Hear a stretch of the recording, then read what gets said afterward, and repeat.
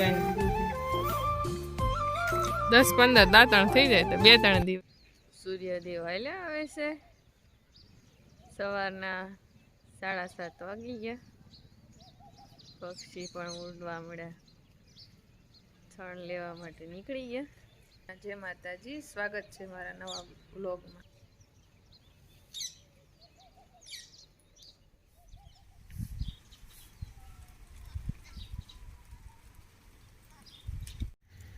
તો કાળી અને ભૂરી બે પાકી બેન પડી.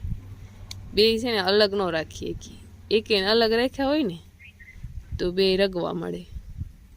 બેને પાસે જ રાખવી પડે. બેને ખાવું હારે, પાણી પીવું હારે, બેહવું તો યારે કેમ બેઠી હું.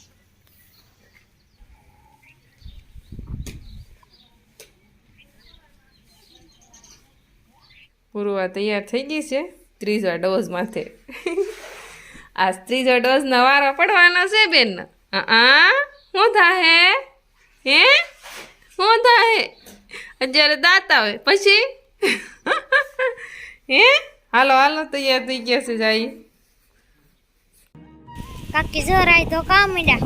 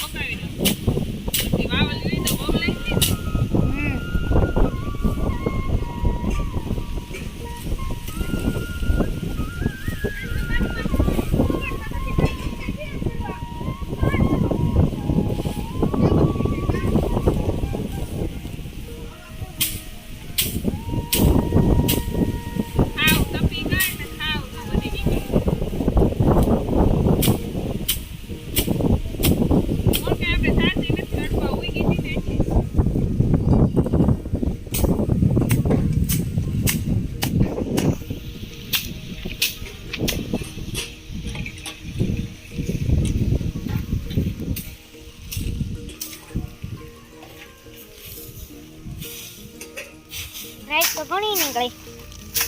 કાકી ધોકે ધોકે નો ધોકાવાનું હોય. ધોકે ધોકે તારે ધોકા ખાવા તો ધોકાઈ રાઈ ને નો તો એને ખાલી આમ એને ખાલી હોટી ડાળી જાય ખબર પડે. તમને ધોકો લઈને તે ખબર પડે.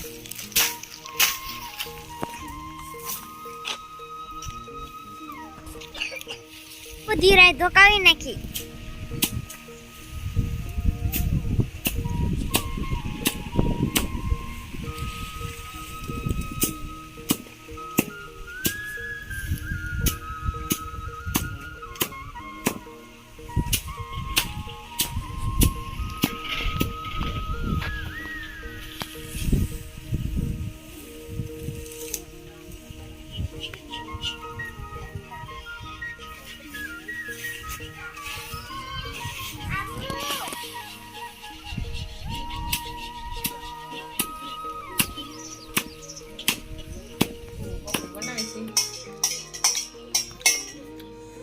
લવિંગ નાખા લસણ હવે મેથી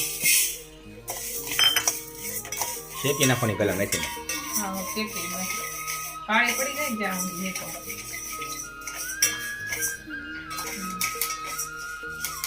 શેકાવા મળી છે. બ્રાઉન કલર થઈ ગઈ છે. કાળી થઈ જ્યાં સુધી શેકાવી દેવી છે. કોફી જેવી જ લાગે કામ એકદમ અસલ કોફી. હા આમ કાળો શેકા દઈ દૂધ નાખી અસલ કોફી એકદમ નેરવી કોફી બને ને. તો આ તો નરવી જોઈએ. કાંઈ આડઅસર ન કરે. અમે છોકરાઓ નિશાળે આપશે હા એ બધાને જોઈએ. આ ગમે પીએ કે ઓલી આપણે માર્કેટમાં મળતી કોફી પીએ એની કરતાં કોફી સારી. અને પછી પાછું એકલા દૂધમાં જ બનાવવાની હોય. હાવ ગાયનું દૂધ એક દાણો બધા કાળા મસ્ત આવે સુગંધ એકદમ. એક ધારા કાળા થઈ જાય દાણા. આમ હું છોકરાને અલગ લાગે ને અત્યારે ખાય ને તો થોડી પીવે તો. કોફીના કલર જેવી જ બની જાય ને. એકદમ ધવાડા નીકળી જાય ને બધા ને વરાળ પછી આપણે દૂધમાં નાખીએ ને હા તો એનો હા એમ ન લાગે કે આપણે આ મેથી ની કરીએ એમ અસલ કોફી જેવી જ લાગે. એટલે હવે દૂધ ગરમ કરી લઈએ આપણે ગાયનું દૂધ.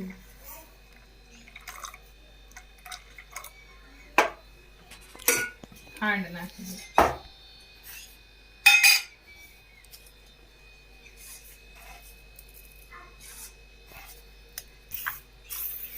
હવે આપણે કોફી મેથી હાવ ઠરી ગઈ. હમ. હવે આ દૂધ ભેગી આપણે નાખી દઈએ. એટલે ઓલું આપણે વઘાર કે એમ સૂંખો બોલે દૂધનો એમ ન બોલે એમ. હમ. એટલે એકદમ કોફીનો જ સ્વાદ આવે ને કલર પણ કોફીનો આવી જાય. કોફી બની ગઈ છે હવે ઉફાળે આવી ગઈ. કલર પણ મસ્ત આવે હમ. એકદમ કોફી જેવો.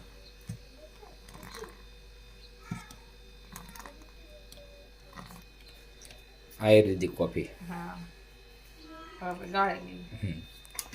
મેથી નેરવી. અને વેડે ની શા કરતા આમ હારી એમ મતલબ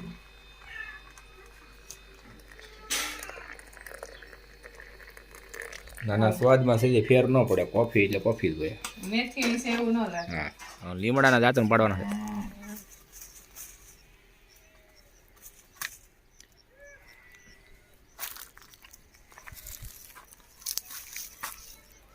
લીમડાના દાંતણ નીરવું કેમ? માણસ વેસાતા લે આપણે ઘરનો છે તે દાંતણ કરવું ને એમ કે જો દાંતણ પાડવા માંડ્યા. 2-3 દિવસે લઈ જાય. ઓરાસ છે લીમડા એ અહીંયા એક લાઈનમાં 3 છે ને આમ બીજે બધી નાના નાના છે.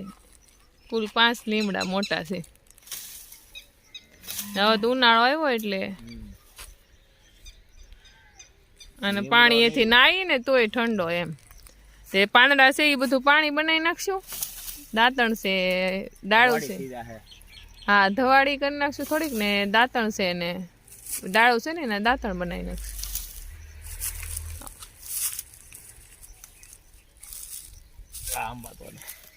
ઊંચો છે બહુ જ તે બહુ ઊંચો નથી પણ હવે જો નીચે આ દાંતણ આ પતલી ડાળ હોય ને એનું જ દાંતણ મસ્ત બને.